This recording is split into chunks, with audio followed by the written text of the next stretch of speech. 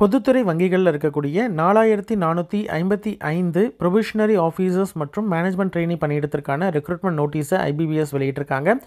இந்த அனௌன்ஸ்மெண்ட்டில் 11 வங்கிகள் இருக்குது. Bank of Baroda, bank of India, bank of Maharashtra, Canara bank, central bank of India, Indian bank, Indian overseas bank, Punjab national bank, Punjab and Sind bank, UCO bank, union bank of India.